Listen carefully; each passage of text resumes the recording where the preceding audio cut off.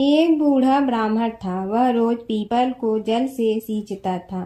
People में से रोज एक लड़की निकलती और कहती, पिताजी मैं आपके साथ जाऊंगी। यह सुनते सुनते बूढ़ा दिन ब दिन कमजोर होने लगा। तो बुढ़िया ने पूछा कि क्या बात है। बूढ़ा बोला कि पीपल से एक लड़की निकलती है और कहती है कि वह भी मेरे साथ चलेगी। बुढ़िया बोली कि कल ले आना उस लड़की को, जहाँ 6 लड़कियां पहले से ही हमारे घर में है, वहाँ 7वीं लड़की और सही। अगले दिन बूढ़ा उस लड़की को घर ले आया। घर लाने के बाद बूढ़ा ब्राह्मण आटा मांगने गया तो उसने पहले दिनों की अपेक्षा आज ज्यादा आटा मिला था। जब बुढ़िया वह आटा छानने लगी तो लड़की ने कहा कि लाओ माँ, मैं छान देती हूँ। जब वह आटा छानने बैठी तो परात भर गई। उसके बाद माँ खाना बनाने जाने लगी तो लड़की बोली कि आज रसोई मैं बनाऊंगी। तो बुढ़िया बोली कि ना, तेरे हाथ जल जाएंगे। लेकिन लड़की नहीं मानी। वह रसोई में खाना बनाने गई तो उसने तरह तरह के 36 व्यंजन बना डाले और आज सभी ने भर पेट खाना खाया। इससे पहले वह आधा पेट भूखा ही रहते थे। रात हुई तो बुढ़िया का भाई आया और कहने लगा कि दीदी मैं तो खाना खाऊंगा। बुढ़िया परेशान हो गई कि अब खाना कहाँ से लाऊंगी। लड़की ने पूछा कि क्या बात है माँ।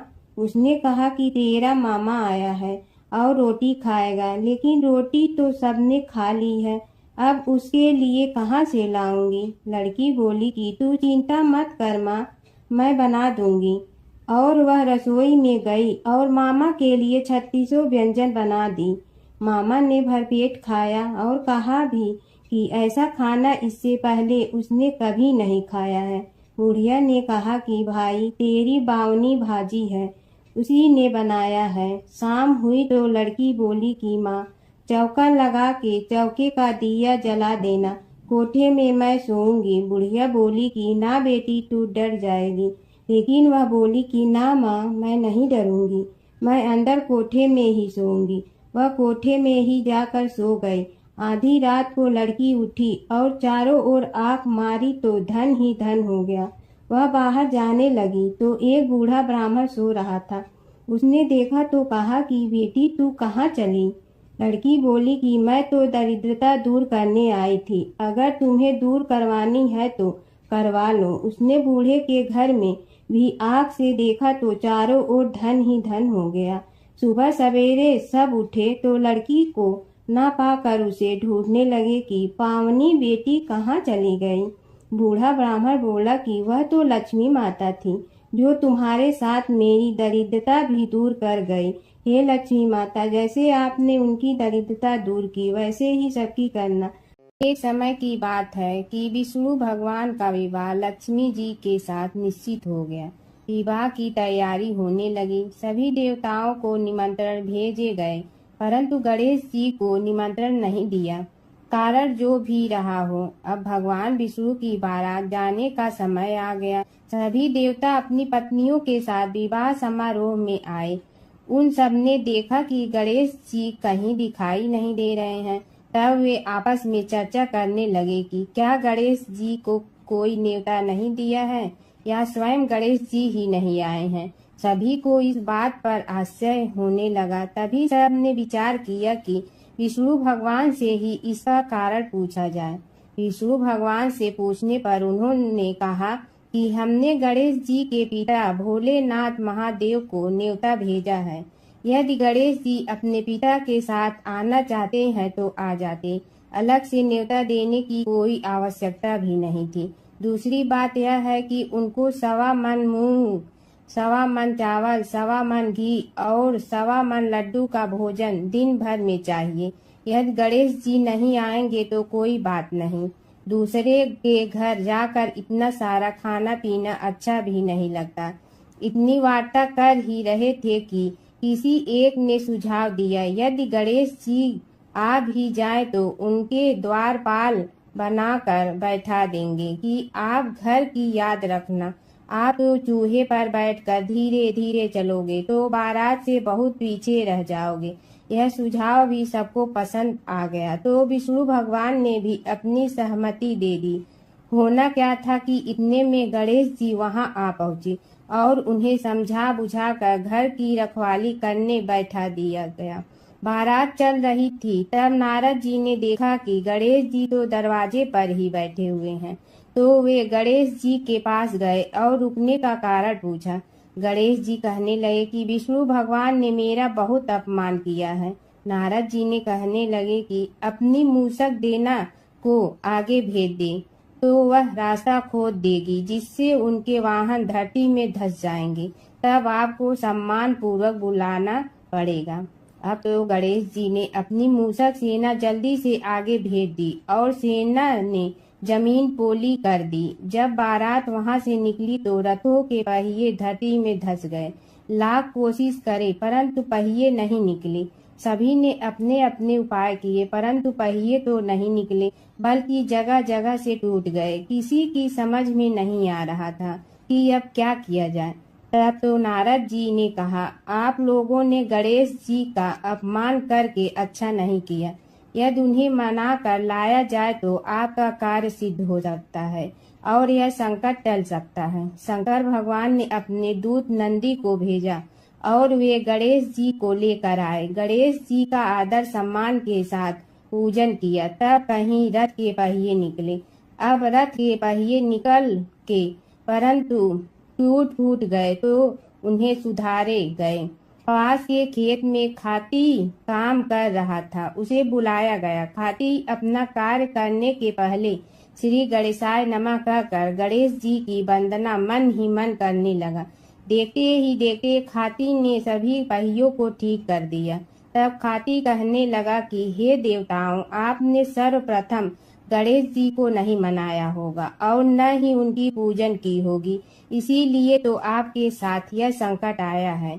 हम तो मूर्ख अज्ञानी हैं, फिर भी पहले गणेश जी को पूजते हैं, उनका ध्यान करते हैं। आप लोग तो देवतागण हैं, फिर भी आप गणेश जी को कैसे भूल गए। अब आप लोग भगवान श्री गणेश जी की जय बोल कर जाएं तो आपके सब काम बन जाएंगे और संकट कट जाएंगे। ऐसा कहते हुए बारात वहां से चल दी और विष्णु भगवान को लक्ष्मी जी के साथ विवाह संपन्न करा के सभी सकुशल घर लौट आए। हे गणेश जी महाराज, आपने विष्णु को जैसे कारज सारियो ऐसे कारज सबको सिद्ध कर जो। बोलो गजानन भगवान की जय। है माता सीता की कथा। यह कहानी सीता माता कहती थी और श्री राम इसे सुना करते थे। एक दिन श्री राम भगवान को किसी काम के लिए बाहर जाना पड़ा, तो सीता माता कहने लगी कि भगवान, मेरा तो 12 वर्ष का नित्य नियम है। अब आप बाहर जाएंगे तो मैं अपनी कहानी किसे सुनाऊंगी। श्री राम ने कहा कि तुम कुएं की पाल पर जाकर बैठ जाना और वहां जो औरतें पानी भरने आएंगी उन्हें अपनी कहानी सुना देना। सीता माता कुएं की पाल पर जाकर बैठ जाती हैं। एक स्त्री आई, उसने रेशम की जड़ी की साड़ी पहन रखी थी और सोने का घड़ा ले रखा था। सीता माता उसे देख कहती हैं कि बहन, मेरा 12 वर्ष का नित्य नेम सुन लो। पर वह स्त्री बोली कि मैं तुम्हारा नित्य नेम सुनूंगी तो मुझे घर जाने में देरी हो जाएगी और मेरी सास मुझसे लड़ेंगी। उसने कहानी नहीं सुनी और चली गई।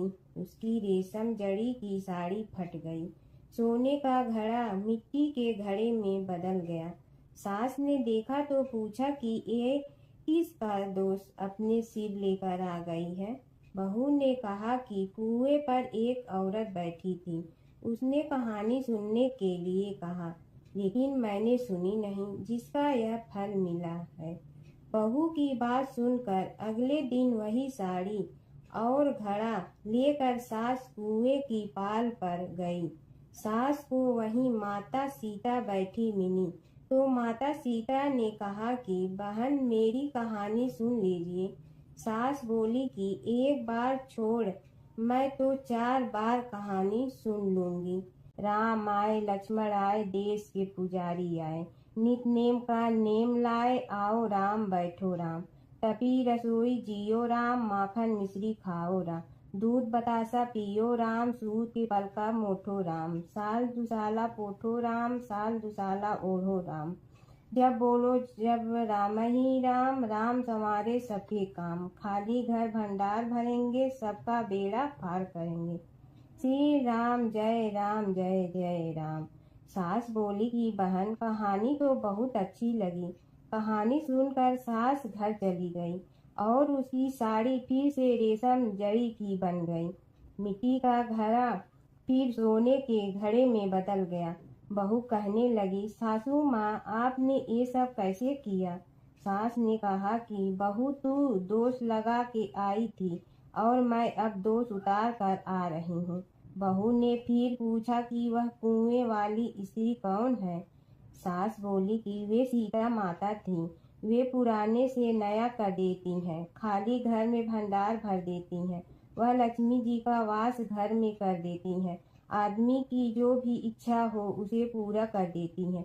बहू बोली कि ऐसी कहानी मुझे भी सुना दो। सास बोली कि ठीक है तुम भी सुनो, और सास ने कहानी शुरू की। राम आए लक्ष्मण आए देश के पुजारी आए, नित नेम का नेम लाए आओ राम बैठो राम। तपी रसोई जियो राम, माखन मिश्री खाओ राम। दूध बतासा पियो राम, सूत के पल का मोठो राम। साल दुसाला पोठो राम, साल दुसाला ओढ़ो राम। जब बोलो जब राम ही राम, राम संवारे सबके काम। खाली घर भंडार भरेंगे, सबका बेड़ा पार करें। श्री राम जय जय राम। कहानी सुनकर बहू बोली कि कहानी तो बहुत अच्छी है। सास ने कहा कि ठीक है इस कहानी को रोज कहा करेंगे। अब सास बहू रोज सवेरे उठती, नहाती धोती और पूजा करने के बाद नित नेम की सीता की कहानी कहती। एक दिन उनके यहाँ एक पड़ोस की औरत आई और बोली कि बहन जरा सी आँच दे ना। तो वह बोली कि आज तो अभी हमने जलाई ही नहीं। पड़ोसन ने कहा कि तुम सुबह 4 बजे से उठकर क्या कर रही हो? फिर उन्होंने कहा कि सुबह उठकर हम पूजा करते हैं, फिर सीता माता की नित नेम की कहानी कहते हैं। पड़ोसन ने उसकी बात सुनकर फिर कहा कि सीता माता की कहानी कहने से तुम्हें क्या मिलता है? वे बोली कि इनकी कहानी कहने से घर में भंडार भर जाते हैं, सारे काम सिद्ध होते हैं, मन की इच्छा भी पूरी हो जाती है। पड़ोसन कहती है कि बहन ऐसी कहानी तो मुझे भी सुना दो। फिर वह बोली कि ठीक है तुम भी यह कहानी सुन लो। राम आए लक्ष्मण आए देश के पुजारी आए, नित नेम का नेम लाए आओ राम बैठो राम। सारी कहानी सुनने के बाद पड़ोसन कहने लगी, बहन कहानी तो मुझे बहुत अच्छी लगी। अब वह पड़ोसन भी नित नेम सीता माता की कहानी कहने लगी। कहानी कहने से सीता माता ने पड़ोसन के भी भंडार भर दिए। अब तो पूरे मोहल्ले में नित नेम की कथा चल पड़ी। हर किसी की मनोकामना पूरी होने लगी। हे सीता माता, जैसे आपने उनके भंडार भरे वैसे ही आप हमारे भी भंडार भरना, सबकी भरना, कहानी सुनने वाले के भी और कहानी कहने वाले के भी। गणेश और बुढ़िया माई की कथा। एक बुढ़िया थी, वह बहुत ही गरीब और दृष्टिहीन थी। उसके एक बेटा और बहू थी। वह बुढ़िया सदैव गणेश जी की पूजा किया करती थी। एक दिन गणेश जी प्रकट होकर उस बुढ़िया से बोले, बुढ़िया माँ तू जो चाहे सो मांग ले। बुढ़िया बोली, मुझे तो मांगना नहीं आता, कैसे और क्या मांगूं? तब गणेश जी बोले, अपने बहू बेटे से पूछ कर मांग ले। तब बुढ़िया ने अपने बेटे से कहा, गणेश जी कहते हैं तू कुछ मांग ले, बता मैं क्या मांगूं? पुत्र ने कहा, माँ तू धन मांग ले। बहू से पूछा तो बहू ने कहा, नाती मांग ले। तब बुढ़िया ने सोचा कि ये तो अपने अपने मतलब की बात कर रहे हैं। अतः उस बुढ़िया ने पड़ोसन से पूछा तो उन्होंने कहा, बुढ़िया तू तो थोड़े दिन जियोगी, क्यों तू धन मांगो और क्यों नाती मांगे? तू तो अपनी आँखों की रोशनी मांग ले, जिससे तेरी जिंदगी आराम से कट जाए। इस पर बुढ़िया बोली, यदि आप प्रसन्न है तो मुझे 9 करोड़ की माया दे, निरोगी काया दे, अमर सुहाग दे, आँखों की रोशनी दे, नाती दे, पोता दे और सब परिवार को सुख दे और अंत में मोक्ष दे। यह सुनकर तब गणेश जी बोले, बुढ़िया माँ, तुमने तो हमें ठग लिया। फिर भी जो तूने मांगा है वचन के अनुसार सब तुझे मिलेगा। और यह कहकर गणेश जी अंतर ध्यान हो गए। उधर बुढ़िया माँ ने जो कुछ मांगा वह सब कुछ मिल गया। हे गणेश जी महाराज, जैसे तुमने उस बुढ़िया माँ को सब कुछ दिया वैसे ही सबको देना। बुढ़िया माई को मुक्ति दी। तुलसी माता की कथा। एक बुढ़िया माई तुलसी जी को सींचती और कहती कि हे तुलसी माता, सत की दाता, मैं तेरा बिडला सींचती हूँ, मुझे बहू दे, पीताम्बर की धोती दे, मीठा मीठा घास दे, बैकुंठा में वास दे, चटक की चाल दे, पटक की मोत दे, चंदन का काठ दे, रानी सा राज दे, दाल भात का भोजन दे, 11 की मौत दे, कृष्ण जी का कंधा दे। तब तुलसी माता यह सुनकर सूखने लगी। तो भगवान ने पूछा कि हे तुलसी, तुम क्यों सूख रही हो? तुलसी माता ने कहा कि एक बुढ़िया रोज आती है और यही बात कह जाती है, मैं सब बात तो पूरा कर दूंगी, लेकिन कृष्ण का कंधा कहाँ से लाऊंगी? तो भगवान बोले, जब वो मरेगी तो मैं अपने आप कंधा दे आऊँगा, तू बुढ़िया माई से कह देना। जब बुढ़िया माई मर गई, सब लोग आ गए। जब माई को ले जाने लगे तो वह किसी से न उठी। तब भगवान एक 12 बरस के बालक का रूप धारण करके आए। बालक ने कहा, मैं कान में एक बात कहूँगा तो बुढ़िया माई उठ जाएगी। बालक ने कान में कहा, बुढ़िया माई मन की निकाल ले, पीताम्बर की धोती ले, मीठा मीठा घास ले, बैकुंठा का वास ले, चटक की चाल ले, पटक की मोत ले, कृष्ण जी का कंधा ले। यह सुनकर बुढ़िया माई हल्की हो गई। भगवान ने कंधा दिया और बुढ़िया माई को मुक्ति मिल गई। हे तुलसी माता, जैसे बुढ़िया माई को मुक्ति दी वैसे सबको देना। तुलसी माता की कथा। पुरानी समय की बात है। एक परम सुंदर और पतिव्रता स्त्री थी जिनका नाम था वृंदा। वे भगवान विष्णु की परम भक्त थी और उनका विवाह राक्षस राजा जलंधर से हुआ था। जलंधर बहुत शक्तिशाली था और उसकी शक्ति का रहस्य था उसकी पत्नी वृंदा की अटूट पतिव्रता धर्म। जब तक वृंदा अपने पति के प्रति सच्ची और समर्पित रही तब तक कोई भी देवता जलंधर को पराजित नहीं कर सकता था। देवताओं ने कई बार प्रयास किया लेकिन जलंधर अजेय रहा। तब सभी देवता भगवान विष्णु के पास गए और उनसे सहायता मांगी। भगवान विष्णु ने एक लीला रची। वे जलंधर का रूप धारण करके वृंदा के सामने प्रकट हुए। वृंदा ने उन्हें अपना पति समझकर उनका सत्कार किया, लेकिन जैसे ही वृंदा को सच्चाई का पता चला उनका पतिव्रता धर्म भंग हो गया। उसी क्षण देवताओं ने जलंधर का वध कर दिया। जब वृंदा को यह ज्ञात हुआ कि यह सब भगवान विष्णु की लीला थी तो वे बहुत दुखी हुई और उन्होंने भगवान विष्णु को श्राप दिया कि वे पत्थर बन जाएं। उसी श्राप के कारण भगवान विष्णु शालिग्राम पत्थर के रूप में प्रकट हुए। इसके बाद वृंदा ने अपने प्राण त्याग दिए। उनके शरीर से एक पवित्र पौधा उत्पन्न हुआ जिसे आज हम तुलसी के नाम से जानते हैं। तभी से तुलसी को देवी का रूप माना जाता है और उनकी पूजा की जाती है। तुलसी माता को घर में रखने से सुख समृद्धि आती है। भगवान विष्णु को तुलसी अत्यंत प्रिय है। बिना तुलसी के भगवान विष्णु की पूजा अधूरी मानी जाती है। सच्ची भक्ति और पतिव्रता धर्म में अपार शक्ति होती है। गणेश जी की कथा। एक बार गणेश जी एक छोटे बालक के रूप में चिमटी में चावल और चमचे में दूध लेकर निकले। वो हर किसी से कह रहे थे कि कोई मेरी खीर बना दो, कोई मेरी खीर बना दो। एक बुढ़िया बैठी हुई थी। उसने कहा, ला मैं बना दूं। वह छोटा सा बर्तन चढ़ाने लगी। तब गणेश जी ने कहा कि दादी माँ, छोटी सी भगोनी मत चढ़ाओ, तुम्हारे घर में जो सबसे बड़ा बर्तन है वही चढ़ा दो। बुढ़िया ने वही चढ़ा दिया। वह देखती रह गई कि वह जो थोड़े से चावल उस बड़े बर्तन में डाली थी वह तो पूरा भर गया है। गणेश जी ने कहा, दादी माँ, मैं नहा कर आता हूँ। खीर तैयार हो गई हो तो बुढ़िया के पोते पोती खीर खाने के लिए रोने लगे। बुढ़िया ने कहा, गणेश जी, तेरे भोग लगाना कहकर चूल्हे में थोड़ी सी खीर डाली और कटोरी भर भर कर बच्चों को दे दी। बुढ़िया की पड़ोसन ऊपर से देख रही थी, तो बुढ़िया ने सोचा यह चुगली कर देगी, तो एक कटोरा भर कर उसे भी पकड़ा दिया।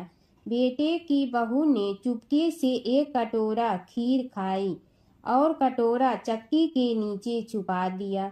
अभी भी गणेश जी नहीं आए थे। बुढ़िया को भी भूख लग रही थी। वह भी एक कटोरा खीर खाकर किवाड़ के पीछे बैठकर एक बार फिर कहा कि गणेश जी, आपके भोग लगे कहकर खाना शुरू कर दिया।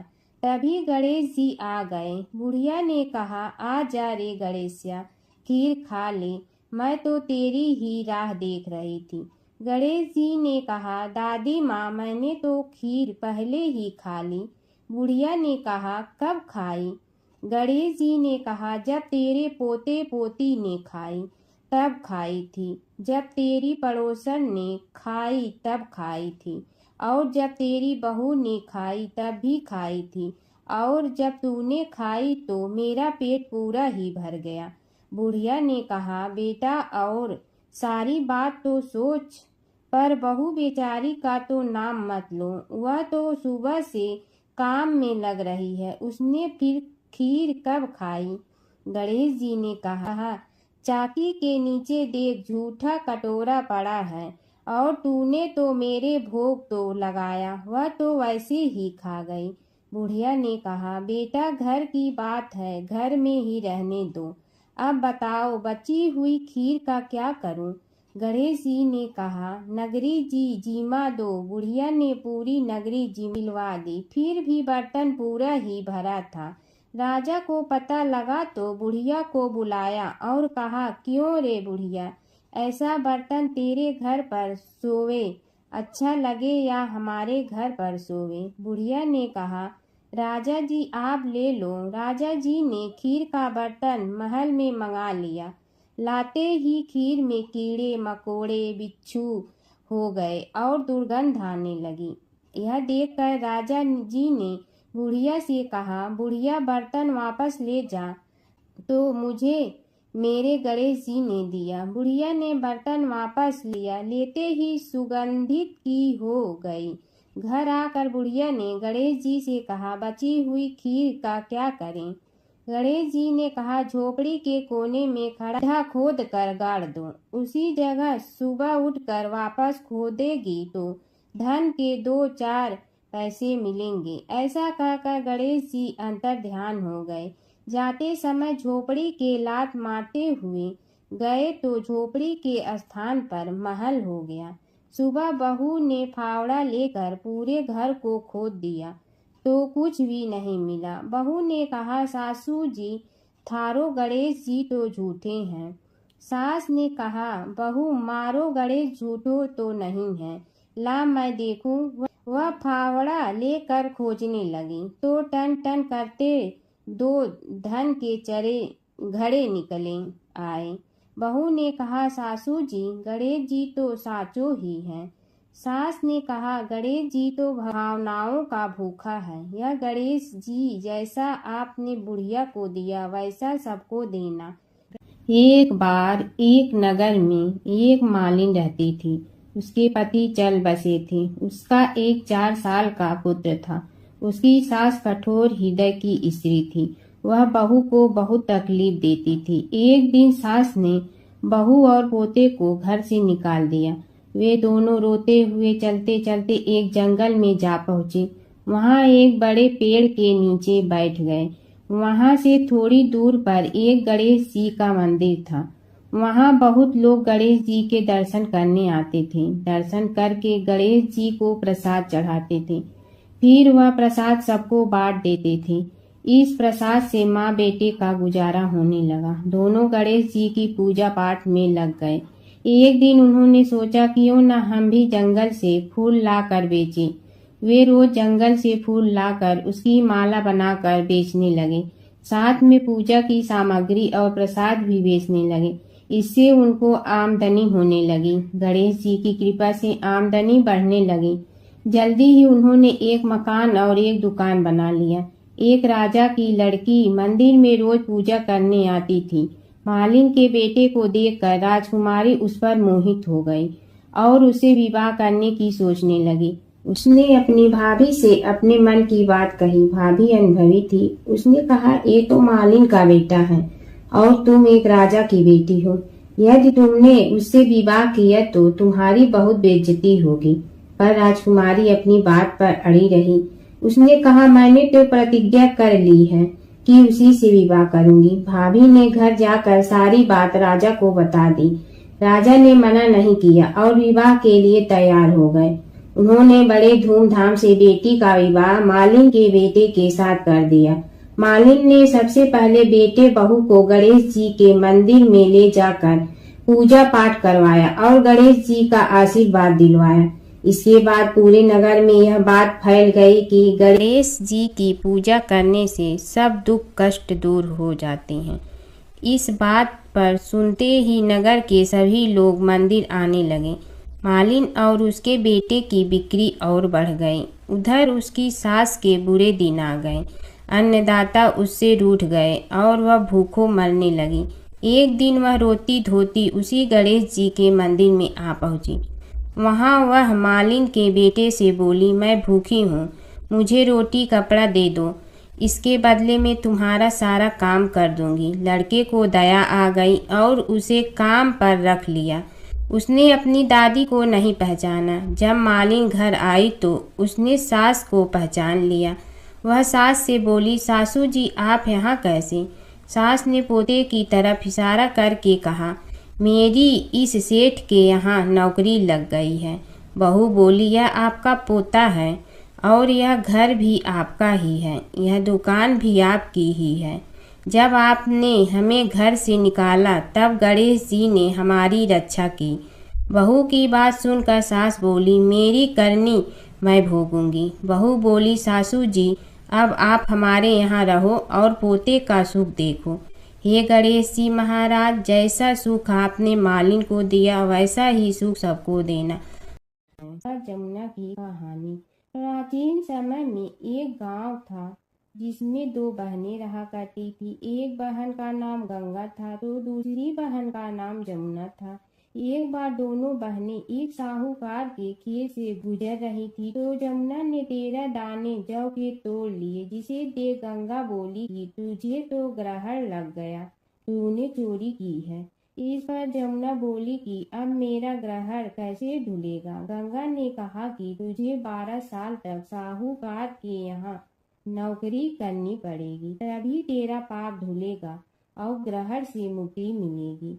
जमुना साहूकार के यहाँ नौकरी के लिए जाती है और अपने लिए काम मांगती है। साहूकार उसे काम पर रख लेता है, लेकिन काम करने से पहले जमुना उसे कहती है कि मैं सारे काम करूंगी लेकिन 4 काम नहीं करूंगी।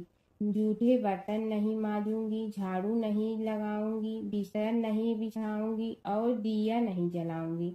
12 साल के बाद कुंभ का मेला लगा तो साहूकारनी भी कुंभ नहाने जाने लगी। जमुना ने उसे जाते देख कहा कि कुंभ के मेले में मेरी बहन गंगा मिलेगी तो उसे यह सोने का टक्का दे देना, इससे वह अपने हाथों में सुंदर चूड़ियां पहन लेगी। साहूकारनी ने कुंभ के मेले में गंगा को वह सोने का टका दे दिया। गंगा ने उनसे वह टका लेते हुए कहा कि मेरी बहन को कहना कि उसके 12 वर्ष पूरे हो गए हैं, अब वह वहां वापिस आ जा। साहूकार व साहूकारनी वापिस घर आए तब जमुना मटके में पानी भर रही थी। दोनों जमुना से बोले कि हमने सोने का वह टका तेरी बहन गंगा को दे दिया था और उसने कहा है कि तेरे 12 वर्ष पूरे हो गए हैं, इसलिए अब तुम वापिस जाओ। यह समाचार सुनते ही जमुना सहस्त्र धारा में बदल गई और बहने लगी। जमुना जी का यह रूप देखकर साहूकार और साहूकारनी परेशान हो गई थी। हमारे घर में जमुना माता ने काम किया, हमें तो अब ग्रहण लग गया है, हम यह ग्रहण कैसे उतारेंगे। जमुना भागकर गंगा माता के पास चली गई। गंगा ने जमुना से पूछा कि तुम साहूकारनी से कुछ कहकर आई हो या ऐसे ही बिना बताए आ गई। तब जमुना बोली कि मैं तो कुछ भी बताकर नहीं आई हूँ। गंगा ने कहा कि जा उन्हें धीरज दे आ, नहीं तो उन्हें जीवन भर असंतोष ही रहेगा। गंगा के कहने पर जमुना माता ने साहूकारनी को सपने में दर्शन दिए और कहा कि तुम दोनों उल्टे माथे क्यों पड़े हो, जाओ उठकर खाओ पियो। तब दोनों बोले कि हम कैसे उठे, हमें तो ग्रहण लगा है, क्योंकि हमने उल्टे सीधे और पता नहीं कितने नीच कार्य आपसे कराए हैं। तब जमुना जी बोली कि तुम्हें ग्रहण नहीं लगा है, ग्रहण तो मुझे लगा था कि मैंने तुम्हारे खेत से 13 दाने जौ के चुराए थे। मैं तो अपना ग्रहण उतारने तुम्हारे घर आई थी। मेरा ग्रहण तुम्हारे घर में 12 वर्ष तक रहने से उतर गया है और मेरी मुक्ति हो गई है। जमुना जी ने कहा कि तुम्हें कोई ग्रहण नहीं लगा है, उल्टे मेरे 12 वर्ष तक यहाँ रहने से तुम्हारी भी मुक्ति हो गई है। यह कहकर जमुना जी स्वप्न से चली गई। दोनों उठकर देखते हैं कि उनके घर में पहले से भी अधिक धन हो गया है। हे जमुना माता, जैसे आपने साहूकार व साहूकारनी की मुक्ति कराई, वैसे ही आप अपने सभी भक्तों की करना। बसेरे की कहानी। किसी गांव में एक भाट व एक जाट रहता था। दोनों में घनिष्ठ मित्रता थी। एक बार जाट अपनी बहन के घर जाने को तैयार हुआ तो भाट अपनी ससुराल जाने को तैयार हुआ। दोनों साथ चल पड़े तो रास्ते में रुककर एक कुएं की मुंडेर पर बैठ गए। जाट ने भाट से कहा कि नगर बसेरा कर लेते हैं। इस पर भाट बोला कि तू ही नगर बसेरा कर ले, मैं तो अपनी ससुराल जा रहा हूँ, वहाँ खूब खातिर होगी मेरी, तू कर ले नगर बसेरा। जाट वहीं कुएं के पास बैठ पानी की घंटी और चावल का दाना लेकर नगर बसेरा करने लगा।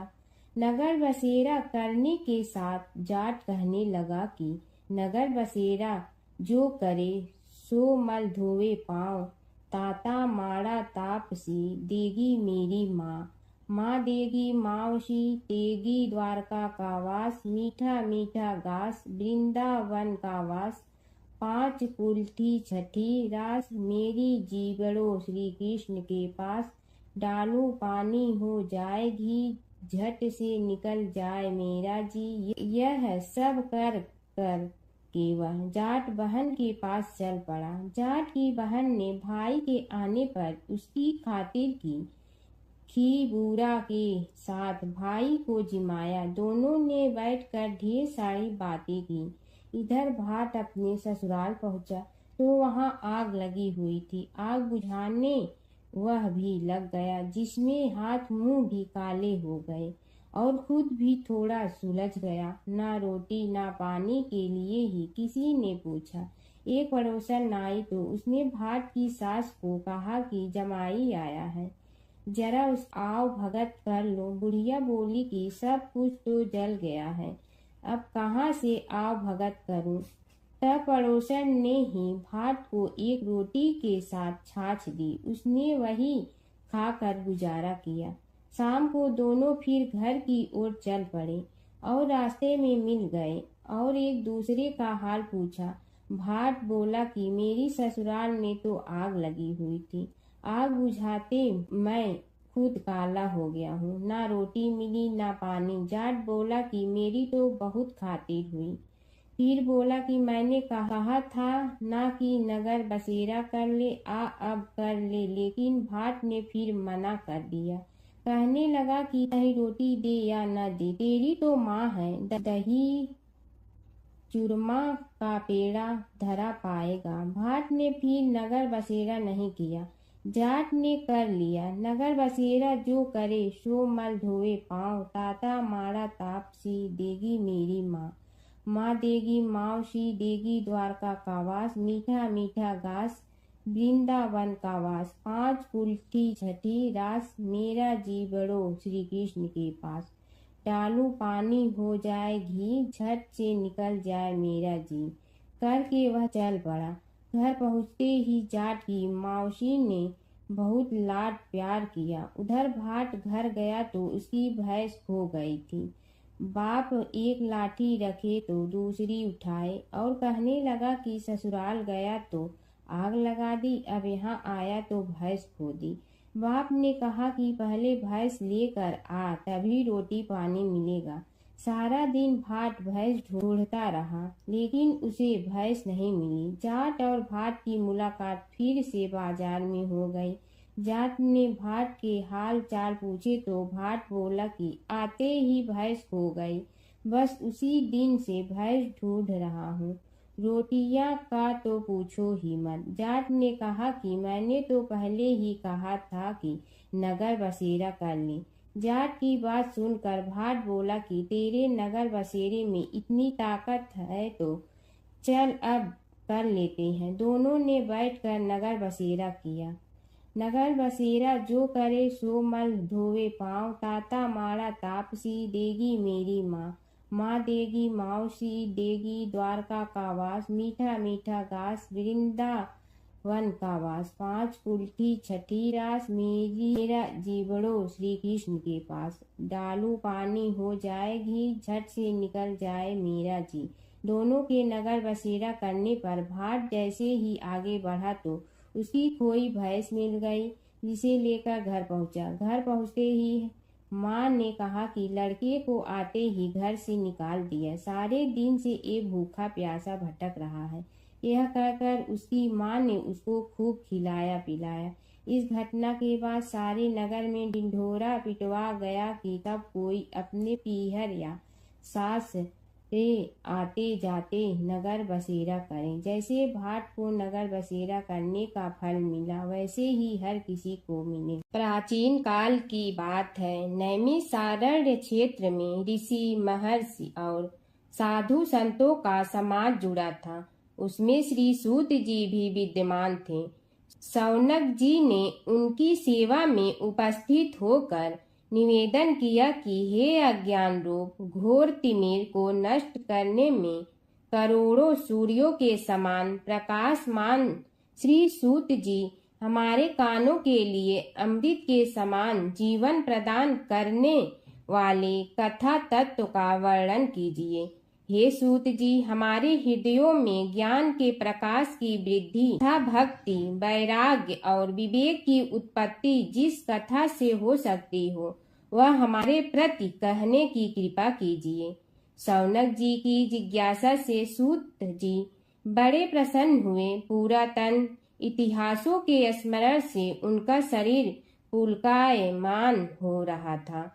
वे कुछ देर उसी स्थिति में विराजमान रहकर कुछ विचार करते रहे और अंत में बोले, शौनक जी, इस विषय में आपके चित्त में बड़ी जिज्ञासा है। आप धन्य हैं जो सदैव ज्ञान की प्राप्ति में तत्पर रहते हुए विभिन्न पुराण कथाओं की जिज्ञासा रखते हैं।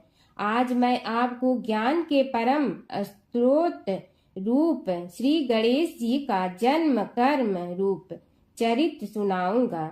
गणेश जी से ही सभी ज्ञानों सभी विद्याओं का उद्भव हुआ है।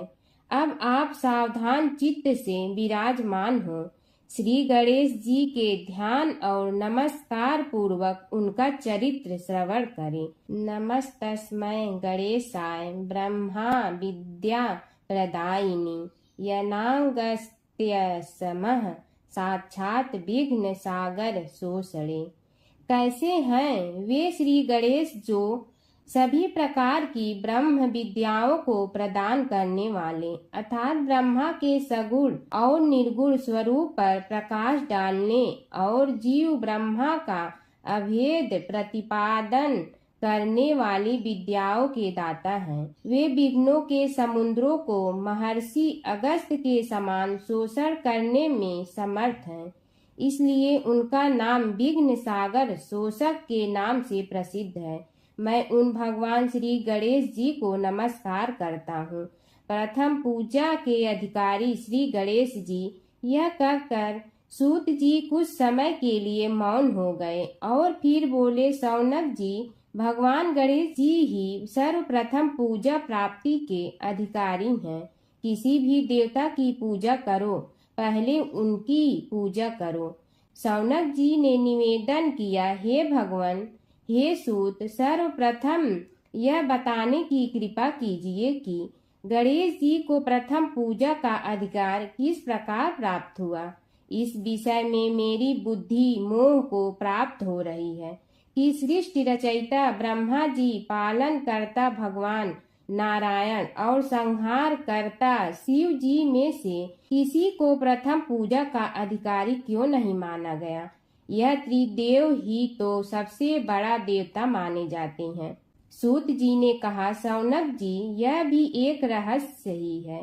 देखो, अधिकार मांगने से नहीं मिलता, इसके लिए योग्यता होनी चाहिए। संसार में अनेकों देवी देवताएं पूजे जाते हैं। पहले जो जिसका इष्ट देव होता है वह उसी की पूजा किया करता है। इससे बड़े देवताओं के महत्व में कमी आने की आशंका उत्पन्न हो गई। इस कारण देवताओं में परस्पर विवाद होने लगा। वे उसका निर्णय प्राप्त करने के लिए शिव जी के पास पहुँचे और प्रणाम करके पूछने लगे, प्रभु, हम सब में प्रथम पूजा का अधिकारी कौन है। शिव जी सोचने लगे कि किसे प्रथम पूजा का अधिकारी माने। तभी उन्हें एक युक्ति सूझी। बोले, देवगण, इसका निपटारा बातों से नहीं तथ्यों से होगा। इसके लिए एक प्रतियोगिता रखनी होगी, शिव की परिक्रमा करने की प्रतियोगिता। देवगण उनका मुख देखने लगे, शंकित हृदय से सोचने लगे कि कैसी प्रतियोगिता रहेगी। यह शिव जी ने उनके मन के भाव ताड़ लिए, इसलिए सांत्वना भरे शब्दों में बोले, घबराओ मत, कोई कठिन परीक्षा नहीं ली जाएगी। बस इतना ही कि सभी अपने अपने वाहनों पर चढ़कर संसार की परिक्रमा करो और फिर यहाँ लौट आओ। जो पहले लौटेगा वही सर्वप्रथम पूजा का अधिकारी होगा। अब क्या देर थी, सभी अपने अपने वाहन पर चढ़कर दौड़ पड़े। किसी का वाहन गजराज था तो किसी का सिंह, किसी का भैंसा तो किसी का मृग, किसी का हंस तो किसी का उल्लू, किसी का अश्व तो किसी का श्वान। अभिप्राय यह है कि वाहनों को विविधता के दर्शन उस समय जितने भले प्रकार से हो सकते थे उतने अन्य समय में नहीं। सबसे गया बीता वाहन गणेश जी का था मूषक, उससे चूहा भी कहते हैं। ऐसे वाहन के बल भरोसे इस प्रतियोगिता में सफल होना तो क्या, सम्मिलित होना भी हास्यास्पद है। गणेश जी ने सोचा, छोड़ो, क्या होगा प्रतियोगिता में भाग लेने से, हम तो यहाँ बैठे रहकर ही तमाशा देखेंगे। वे बहुत देर तक विचार करते रहे। अंत में उन्हें एक युक्ति सूझी। शिव जी स्वयं ही जगदाता हैं, यह संसार उन्हीं का प्रतिबिंब है, तब क्यों न इन्हीं की परिक्रमा कर ली जाए। इनकी परिक्रमा करने से ही संसार की परिक्रमा हो जाएगी। ऐसा निश्चय कर उन्होंने मूषक पर चढ़कर शिव जी की परिक्रमा की और उनके समक्ष जा पहुँचे। शिव जी ने कहा, तुमने परिक्रमा पूर्ण कर ली। उन्होंने उत्तर दिया, जी हाँ। शिव जी सोचने लगे कि इसे तो यहीं घूमते हुए देखा, फिर परिक्रमा कैसे कराया। देवताओं का परिक्रमा करके लौटना आरंभ हुआ और उन्होंने गणेश जी को वहां बैठे देखा तो माथा ठनक गया। फिर भी साहस करके बोले, अरे तुम विश्व की परिक्रमा के लिए नहीं गए? गणेश जी ने कहा, अरे मैं कब का यहाँ आ गया। देवता बोले, तुम्हें तो कहीं भी नहीं देखा। गणेश जी ने उत्तर दिया, देखते कहाँ से, समस्त संसार शिव जी में विद्यमान है। इनकी परिक्रमा करने से ही संसार की परिक्रमा पूर्ण हो गई। सूत जी बोले, शौनक, इस प्रकार गणेश जी ने अपनी बुद्धि के बल पर ही विजय प्राप्त कर ली। उनका कथन सत्य था, इसलिए कोई विरोध करता भी तो कैसे। बस उसी दिन से गणेश जी की प्रथम पूजा होने लगी। सूत जी बोले, हे शौनक जी, यह एक तथ्य है कि गणेश जी ही उसके पात्र हैं। वे बड़े देवता का भी कार्य सिद्धि में विघ्न उपस्थित होने पर उन विघ्न राज का आश्रय न लिया हो। हे शौनक, वे देव भी बड़े दयालु हैं। नाम तो शिव जी का ही आशुतोष है, किंतु वे सर्वात्मा और सर्वरक्षक प्रभु तो शिव जी की अपेक्षा भी शीघ्र ही प्रकट हो जाते हैं। उनका भक्त कभी किसी संकट में नहीं पड़ता। यदि प्रारब्ध वशात कभी किसी विपत्ति में पड़ भी जाता है तो गणेश्वर की उपासना करने पर उनके अनुग्रह से उनके समस्त दुख दूर होकर परम सुख की प्राप्ति होती है। शौनक ने कहा, हे सूत जी, हे महाभाग, हे प्रभु, मैं गणेश जी के विभिन्न चरित्रों का अध्ययन करना चाहता हूँ, तो मुझे बताइए कि किस ग्रंथ का अवलोकन करूँ। हे दयामय, आपको तो उनके समस्त चरित्र विदित है कि यदि आप ही उन्हें सुनाने की कृपा करें तो मेरा अत्यधिक उपकार होगा। सूत जी बोले, हे शौनक भगवान, गणेश्वर के इतने चरित्र हैं कि उन सब का कथन इस जीवा से संभव नहीं, क्योंकि प्रभु अनंत, प्रभु चरित्र अनंता वाली बात समस्त विद्वान ऋषि मुनि कहते हैं। फिर भी गणेश जी प्रथम पूजा के अधिकारी होने के कारण समस्त देव चरित्रों में जुड़े हुए हैं, इसलिए उनका प्रभाव भी सर्वाधिक व्यापक है। हे मुने, हे शौनक, वे भगवान सर्व समर्थ हैं। वे सभी का तिरस्कार करने में समर्थ हैं, किंतु उनका तिरस्कार कोई भी नहीं कर सकता। यह त्रिलोक्य उन्हीं भगवान के संकेत पर नित्य करता है। इसकी समस्त क्रियाएं उन्हीं की इच्छा पर आश्रित हैं। हे शौनक भगवान गणेश्वर स्वयं कहते हैं, शिवे विष्णु च शक्तौ च सूर्ये मयि निराधिप यो भेद बुद्धि योग स सम्य योगो मतो मम। हे नरेश्वर, हे वरेण्य, शिव, विष्णु, शक्ति, सूर्य और मुझ गणेश में जो अभेद बुद्धि योग है, मेरे मत में वही सम्यक योग है। इससे यह भी सिद्ध है कि समस्त देवता उन्हीं के स्वरूप हैं। वे ही भगवान विभिन्न कार्य रूपों के अनुसार अपना भिन्न भिन्न नाम रखते हैं। हे मुनि श्रेष्ठ, उन सब देवताओं के चरित्र भी उन्हीं गणराज के चरित्र हैं। यद्यपि सब चरित्र एक ही ग्रंथ में मिलने में संभव नहीं है, फिर भी गणेश्वर के अनेकों प्रमुख चरित्रों का वर्णन गणेश पुराण में हुआ है। राजा सोमकांत का वृतांत कथन। शौनक जी ने पूछा, हे प्रभु, गणेश पुराण का आरंभ किस प्रकार हुआ, यह मुझे बताने की कृपा करे। इस पर सूत जी ने कहने लगे, हे शौनक, यद्यपि गणेश पुराण है तो बहुत प्राचीन, क्योंकि भगवान गणेश्वर तो आदि हैं। न जाने कब से गणेश जी अपने उपासकों पर कृपा करते चले आ रहे हैं। उनके अनंत चरित्र हैं, जिनका संग्रह एक महापुराण का रूप ले सकता है। उसे एक बार भगवान नारायण ने नारद जी को और भगवान ने शंकर और जगन जननी पार्वती जी को सुनाया था। बाद में वही पुराण संक्षेप रूप में ब्रह्मा जी ने महर्षि वेद व्यास को सुनाया और फिर व्यास जी ने महर्षि भृगु को सुनाया। भृगु ने कृपा करके सौराष्ट्र के एक राजा सोमकांत को सुनाया था। तब से वह पुराण अनेक कथाओं में विस्तृत होता रहा और अनेक कथाओं से रहित होता हुआ अनेक रूप में प्रचलित है। शौनक जी ने पूछा, भगवान आप यह बताने का कष्ट करें कि राजा सोमकांत कौन था। उसने महर्षि से गणेश पुराण का श्रवण कहाँ किया था, उस पुराण के श्रवण से उसे क्या क्या उपलब्धियां हुई। हे नाथ, मुझे श्री गणेश्वर की कथा के प्रति उत्कंठा बढ़ती ही जा रही है। सूत जी बोले, हे शौनक, सौराष्ट्र के देवनगर नाम की एक प्रसिद्ध राजधानी थी। वहाँ का राजा सोमकांत था। वह अपनी प्रजा का पुत्र के समान पालन करता था। वह वेद ज्ञान संपन्न, शस्त्र विद्या में पारंगत एवं प्रबल प्रतापी राजा, समस्त राजाओं में मान्य तथा अत्यंत वैभवशाली था। उसका ऐश्वर्य कुबेर के भी ऐश्वर्य को लज्जित करता था। उसने अपने पराक्रम से अनेकों देश जीत लिए थे। उसकी पत्नी अत्यंत रूपवती, गुणवती, धर्माज्ञा एवं पतिव्रत धर्म का पालन करने वाली थी। वह सदैव अपने प्राणनाथ की सेवा में लगी रहती थी। उसका नाम सुधर्मा था।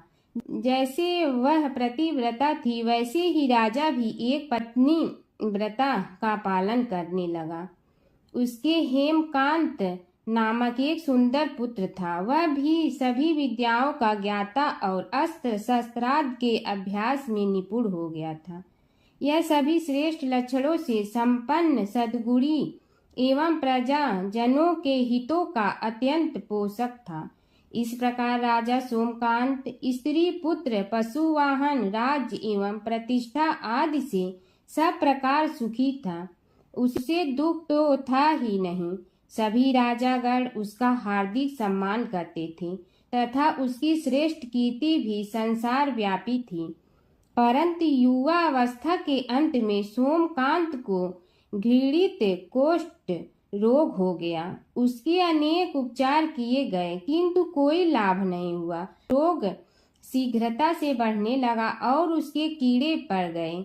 जब रोग की अधिक वृद्धि होने लगी और उसका कोई उपाय न हो सका तो राजा ने मंत्रियों को बुलाकर कहा, सुव्रतो, जाने किस कारण यह रोग मुझे पीड़ित कर रहा है। अवश्य ही यह किसी पूर्व जन्म के पाप का फल होगा। इसलिए मैं अब अपना समस्त राजपाट छोड़कर वन में रहूंगा। मेरे पुत्र हेमकांत को मेरे समान मानकर राज्य शासन का धर्म पूर्वक संचालन कराते रहें। यह कहकर राजा ने शुभ दिन दिखवाकर अपने पुत्र हेमकांत को राज्य पद पर अभिषेक किया और अपनी पत्नी सुधर्मा के साथ निर्जन वन की ओर चल दिया। प्रजापालक राजा के वियोग में समस्त प्रजा जन अश्रु बहाते हुए उनके साथ चले गए। राज्य की सीमा पर पहुंचकर राजा ने अपने पुत्र, अमात्यगण और प्रजा जनों को समझाया, आप सब लोग धर्म के जानने वाले, श्रेष्ठ आचरण में तत्पर एवं सहृदय हैं। यह संसार तो वैसे भी परिवर्तनशील है। जो आज है वह कल नहीं था और आने वाले कल में भी नहीं रहेगा। इसलिए मेरे जाने से दुख का कोई कारण नहीं है। मेरे स्थान पर मेरा पुत्र सभी कार्यों को करेगा। इसलिए आप सब उसके अनुशासन में रहते हुए उसे सदैव सम्मान करते रहें। फिर पुत्र से कहा, बेटा, यह स्थिति सभी के समझ आती रही है। हमारे पूर्व पुरुष भी परंपरागत रूप से वृद्धावस्था आने पर वन में जाते रहे हैं। मैं कुछ समय पहले ही वन में जा रहा हूँ, तो कुछ पहले या पीछे जाने में कोई अंतर नहीं पड़ता। यदि कुछ वर्ष बाद जाऊं तब भी मोह का त्याग करना ही होगा। इसलिए हे वत्स, तुम दुखित मत हो और मेरी आज्ञा मानकर राज्य शासन को ठीक प्रकार चलाओ। ध्यान रखना, क्षत्रिय धर्म का कभी त्याग न करना और प्रजा को सदा सुखी रखना।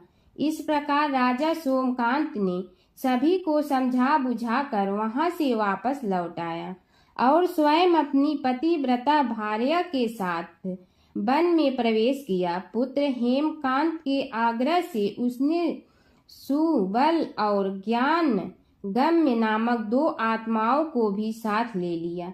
उन सब ने एक समतल एवं सुंदर स्थान देखकर वहां विश्राम किया तभी उन्हें एक मुनि कुमार दिखाई दिया। राजा ने उससे पूछा, तुम कौन हो, कहाँ रहते हो, यदि उचित समझो तो मुझे बताओ। मुनि बालक ने कोमल वाणी में कहा, मैं महर्षि भृगु का पुत्र हूँ। मेरा नाम च्यवन है। हमारा आश्रम निकट में ही है। अब आप भी अपना परिचय दीजिए। राजा ने कहा, मुनि कुमार, आपका परिचय पाकर मुझे बड़ी प्रसन्नता हुई। मैं सौराष्ट्र के देवनगर नामक राज्य का अधिपति रहा हूँ। अब अपने पुत्र को राज्य देकर मैंने अरण्य की शरण ली है। मुझे कुष्ठ रोग अत्यंत पीड़ित किए हुए हैं। उसकी निवृत्ति का कोई उपाय करने वाला हो तो कृपा कर मुझे बताइए। मुनि कुमार ने कहा, मैं अपने पिताजी से अपना वृतांत कहता हूँ, फिर वे जैसा कहेंगे आपको बताऊंगा। यह कहकर मुनि बालक चला गया और कुछ देर में ही आकर बोला, राजन, मैंने आपका वृतांत अपने पिताजी को बताया। उनकी आज्ञा हुई है कि आप सब मेरे साथ आश्रम में चलकर उनसे भेंट करें, तभी आपके रोग के विषय में भी विचार किया जाएगा। राजा सोमकांत के पूर्व जन्म का वृत्तांत भृगु द्वारा वर्णन। राजा अपनी पत्नी और अमात्यों के सहित च्यवन के साथ साथ भृगु आश्रम में जा पहुंचा और उन्हें प्रणाम कर बोला, हे भगवान, हे महर्षि, मैं आपकी शरण हूँ। आप मुझ कुष्ठी पर कृपा कीजिए। महर्षि बोले, राजन, यह तुम्हारे किसी पूर्व जन्म कृत पाप का ही उदय हो गया है। इसका उपाय मैं विचार करके बताऊंगा। आज तो तुम सब स्नान आज से निवृत्त होकर रात्रि विश्राम करो। महर्षि की आज्ञा अनुसार सबने स्नान भोजन आदि के उपरांत रात्रि व्यतीत की और प्रातः काल स्नान आदि नित्य कर्मों से निवृत्त होकर महर्षि की सेवा में उपस्थित हुए। महर्षि ने कहा, राजन, मैंने तुम्हारे पूर्व जन्म का वृतांत जान लिया हूँ और यह भी विदित कर लिया है कि किस पाप के फल से तुम्हें इस रोग की प्राप्ति हुई है। यदि तुम चाहो तो उसे सुना दूं। राजा ने हाथ जोड़कर निवेदन किया, बड़ी कृपा होगी मुनिनाथ, मैं उसे सुनने के लिए उत्कंठित हूँ। महर्षि ने कहा, तुम पूर्व जन्म में एक धनवान वैश्य के लाडले पुत्र थे। वह वैश्य विंध्याचल के निकट कौलहार नामक ग्राम में निवास करता था। उसकी पत्नी का नाम सुलोचना था। तुम उसी वैश्य दंपत के पुत्र हुए। तुम्हारा नाम कामद था। तुम्हारा लालन पालन बड़े लाड चाव से हुआ। उन्होंने तुम्हारा विवाह एक अत्यंत सुंदरी वैश्य कन्या से कर दिया था, जिसका नाम कुटुम्बिनी था। यद्यप तुम्हारी भार्या सुशीला थी और तुम्हें सदैव धर्म में निरत देखना चाहती थी, किंतु तुम्हारा स्वभाव वासनांध होने के कारण दिन प्रतिदिन उज्जवल होता जा रहा था। किंतु माता पिता भी धार्मिक थे, इसलिए उनके सामने तुम्हारी उज्ज्वलता दबी रही। परंतु माता पिता की मृत्यु के बाद तुम निरंकुश हो गए और अपनी पत्नी की बात भी नहीं मानते थे। तुम्हें अनाचार में प्रवृत्त देखकर उसे दुख होता था, तो भी उसका कुछ बस न चलता था। तुम्हारी उन्मत्तता चरम सीमा पर थी। अपनों से भी द्वेष और क्रूरता का व्यवहार किया करते थे। हत्या आदि कराते थे। तुम्हारे लिए सामान्य बात हो गई। पीड़ित व्यक्तियों ने तुम्हारे विरुद्ध राजा से पुकार की। अभियोग चला और तुम्हें राज्य की सीमा से भी बाहर चले जाने का आदेश हुआ। तब तुम घर छोड़कर किसी निर्जन वन में रहने लगे। उस समय तुम्हारा कार्य लोगों को लूटना और हत्या करना ही रह गया। एक दिन माध्याह्न काल था। गुणवर्धक नामक एक विद्वान ब्राह्मण उधर से निकला। बेचारा अपनी पत्नी को लिवाने के लिए ससुराल जा रहा था। तुमने उस ब्राह्मण युवक को पकड़कर लूट लिया। प्रतिरोध करने पर उसे मारने लगे तो वह चित्कार करने लगा, मुझे मत मार, मत मार, देख मेरा दूसरा विवाह हुआ है। मैं पत्नी को लेने के लिए जा रहा हूँ। किंतु तुम तो क्रोधवश में ऐसे लीन हो रहे थे कि तुमने उसकी बात सुनकर भी नहीं सुनी। जब उसे मारने लगे तो उसने श्राप दे दिया, अरे हत्यारे, मेरी हत्या के पाप से तो सहस्त्र कल्प तक घोर नरक भोगोगे। तुमने उसकी कोई चिंता न की और सिर काट लिया। राजन, तुमने ऐसी ऐसी एक नहीं बल्कि अनेक निरीह हत्याएं की थी, जिनकी गणना करना भी पाप है। इस प्रकार इस जन्म में तुमने घोर पाप कर्म किए थे, किंतु बुढ़ापा आने पर जब अशक्त हो गए तब तुम्हारे साथ जो क्रूर कर्मा थे वे भी किनारा कर गए। उन्होंने सोच लिया कि अब तो इसे खिलाना भी पड़ेगा, इसलिए मरने दो यहीं। अमोघ प्रभाव गणेश उपासना का कथन। राजन, अब तुम निरालंब थे, चल फिर तो सकते ही नहीं थे। भूख से पीड़ित रहने के कारण रोगों ने भी घेर लिया। उधर से जो कोई निकलता तुम्हें घृणा की दृष्टि से देखता हुआ चला जाता। तब तुम आहार की खोज में बड़ी कठिनाई से चलते हुए एक जीर्ण शीर्ण देवालय में पहुंचा। उसमें भगवान गणेश्वर की प्रतिमा विद्यमान थी। तब न जाने किस पुण्य के उदय होने से तुम्हारे मन में गणेश जी के प्रति भक्ति भाव जागृत हुआ। तुम निराहार रहकर उनकी उपासना करने लगे। उससे तुम्हें सब कुछ मिला और रोग भी कम हुआ। राजन, तुमने अपने साथियों की दृष्टि बचाकर बहुत सा धन एक स्थान पर गाड़ दिया था।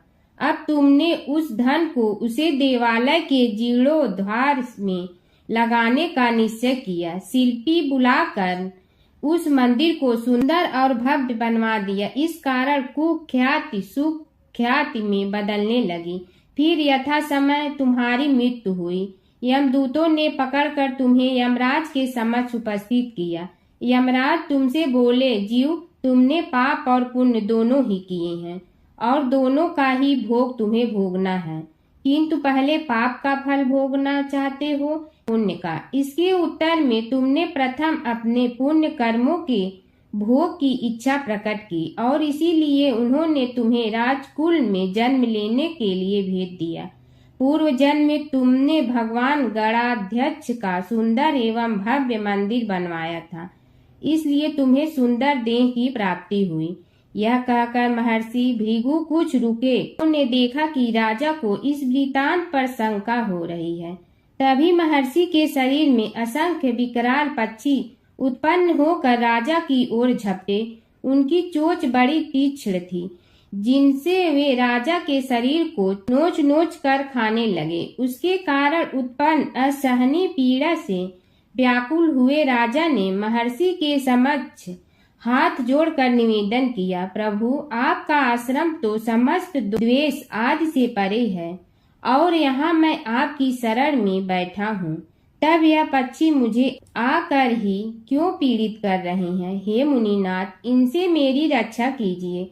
महर्षि ने राजा के अंतर्वचन सुनकर सांत्वना देते हुए कहा, राजन, तुमने मेरे वचनों में शंका की थी और जो मुझ सत्यवादी के कथन में शंका करते हैं उसे खाने के लिए मेरे शरीर से इसी प्रकार पक्षी प्रकट हो जाते हैं, जो कि मेरे हुंकार करने पर भस्म हो जाया करते हैं। यह कर महर्षि ने हुंकार की और तभी वे समस्त पक्षी भस्म हो गए। राजा श्रद्धावनत होकर उनके समक्ष अश्रुपात करता हुआ बोला, प्रभु, अब आप पाप से मुक्त होने का उपाय कीजिए। महर्षि ने कुछ विचार कर कहा, राजन, तुम पर भगवान गणेश्वर की कृपा सहज रूप से है और वे ही प्रभु तुम्हारे पापों को भी दूर करने में समर्थ हैं। इसलिए तुम उनके पाप नाशक चरित्रों का श्रवण करो। गणेश पुराण में उनके चरित्रों का भले प्रकार वर्णन हुआ है, अतएव तुम श्रद्धा भक्ति पूर्वक उसी को सुनने में चित्त लगाओ। राजा ने प्रार्थना की, महामुनि, मैंने गणेश पुराण का नाम भी आज तक नहीं सुना, तो उनके सुनने का सौभाग्य कैसे प्राप्त कर सकूंगा? हे नाथ, आपसे अधिक ज्ञानी और प्रकांड विद्वान और कौन हो सकता है? आप ही मुझ पर कृपा कीजिए। महर्षि ने राजा की दीनता देखकर उसके शरीर पर अपने कमंडल का मंत्रपूत जल छिड़का तभी राजा को एक छींक आई और नासिका से एक अत्यंत छोटा काले वर्ण का पुरुष बाहर निकल आया। देखते देखते वह बढ़ गया। उसके भयंकर रूप को देखकर राजा कुछ भयभीत हुआ, किंतु समस्त आश्रमवासी वहां से भाग गए। वह पुरुष महर्षि के समक्ष हाथ जोड़कर खड़ा हो गया। उन्हें उसकी ओर देखा और कुछ उच्च स्वर में बोले, तू कौन है, क्या चाहता है? वह बोला, मैं साक्षात पाप हूँ। समस्त पापियों के शरीर में मेरा निवास है। आपके मंत्रपूत जल के स्पर्श से मुझे विवश होकर राजा के शरीर से बाहर निकलना पड़ा है। अब मुझे बड़ी भूख लगी है, बताइए क्या खाऊं और कहाँ रहूं? महर्षि बोले, तू उस आम के अवकाश स्थान में निवास कर और उसी वृक्ष के पत्ते खाकर जीवन निर्वाह कर। यह सुनते ही वह पुरुष आम के वृक्ष के पास पहुंचा, किंतु उसके स्पर्श मात्र से वह वृक्ष जलकर भस्म हो गया। फिर जब पाप पुरुष को रहने के लिए कोई स्थान दिखाई न दिया तो वह भी अंतर्हित हो गया। हर व्रत कथा के साथ पढ़ी और सुनी जाने वाली लपसी तपसी की यह कहानी। एक लपसी था, एक तपसी था। तपसी हमेशा भगवान की तपस्या में लीन रहता था। लपसी रोजाना सवा सेर की लपसी बनाकर भगवान का भोग लगाकर जीम लेता था। एक दिन दोनों लड़ने लगे। तपसी बोला, मैं रोज भगवान की तपस्या करता हूँ, इसलिए मैं बड़ा हूँ। लपसी बोला, मैं रोज भगवान को सवा सेर लपसी का भोग लगाता हूँ, इसलिए मैं बड़ा हूँ। नारद जी वहाँ से गुजर रहे थे। दोनों को लड़ता देखकर उनसे पूछा कि तुम क्यों लड़ रहे हो? तपसी ने खुद के बड़ा होने का कारण बताया और लपसी ने अपना कारण बताया। नारद जी बोले, तुम्हारा फैसला मैं करूँगा। दूसरे दिन लपसी और तपसी नहाकर अपनी रोज की भक्ति करने आए तो नारद जी ने छुपकर 1.25 करोड़ की एक एक अंगूठी उन दोनों के आगे रख दी। तपसी की नज़र उस अंगूठी पर पड़ी जो उसने चुपचाप अंगूठी उठाकर अपने नीचे दबा ली। तब लपसी की नज़र अंगूठी पर पड़ी, लेकिन उसने ध्यान नहीं दिया। भगवान को भोग लगाकर लपसी खाना खाने लगा। नारद जी सामने आए तो दोनों ने पूछा कि कौन बड़ा, तो नारद जी ने तपसी से खड़ा होने को कहा। वो खड़ा हुआ तो उसने नीचे दबी अंगूठी दिखाई पड़ी। नारद जी ने लपसी से कहा, तपस्या करने के बाद भी तुम्हारी चोरी करने की आदत नहीं गई, इसलिए लपसी बड़ा है और तुम्हें तुम्हारी तपस्या का कोई फल भी नहीं मिलेगा। तपसी शर्मिंदा होकर माफ़ी मांगने लगा। उसने नारद जी से पूछा, मुझे मेरी तपस्या का फल कैसे मिलेगा? नारद जी ने कहा, यदि कोई गाय और कुत्ते की रोटी नहीं बनाएगा तो फल तुम्हें मिलेगा। यदि कोई ब्राह्मण को भोजन करवा कर दक्षिणा नहीं देगा तो फल तुम्हें मिलेगा। यदि कोई साड़ी के साथ ब्लाउज नहीं देगा तो फल तुझे मिलेगा। यदि कोई दिए से दिया जलाएगा तो फल तुम्हें मिलेगा। यदि कोई सारी कहानी सुने लेकिन तुम्हारी कहानी नहीं सुने तो फल तुझे मिलेगा। उसी दिन से हर व्रत कथा कहानी के साथ लपसी तपसी की कहानी भी सुनी और कही जाती है। ओम जय जगदीश हरे स्वामी, जय जगदीश हरे। भक्त जनों के संकट क्षण में दूर करे। ओम जय जगदीश हरे। जो ध्यावे फल पावे, दुख बिन दे मन का। सुख संपत्ति घर आवे, कष्ट मिटे तन का। ओम जय जगदीश हरे। मात पिता तुम मेरे, शरण कहूँ किसकी। तुम विनय और न दूजा, आस करूँ जिसकी। ओम जय जगदीश हरे। तुम पूर्ण परमात्मा, तुम अंतर्यामी। पार ब्रह्म परमेश्वर, तुम सबके स्वामी। ओम जय जगदीश हरे। तुम बिंदा के सागर, तुम पालन करता। मैं मूरख कल काम, कृपा करो भरता। ओम जय जगदीश हरे। तुम हो ये कय गोचर, सबके प्राणपति। किस विधि मिलूं दया में, तुमको मैं कुमति। ओम जय जगदीश हरे। दीन बंधु दुख हरता तुम रक्षक मेरे, अपने हाथ उठाओ द्वार पड़ा तेरे। ओम जय जगदीश हरे, विषय विकार मिटा पाप हरो देवा, श्रद्धा भक्ति बढ़ाओ संतन की सेवा। ओम जय जगदीश हरे, तन मन धन सब तेरा, स्वामी सब कुछ है तेरा। तेरा तुझको अर्पण क्या लागे मेरा। ओम जय जगदीश हरे, जय जगदीश हरे, स्वामी जय जगदीश हरे। भक्त जनों के संकट क्षण में दूर करे। ओम जय जगदीश हरे, स्वामी जय जगदीश हरे।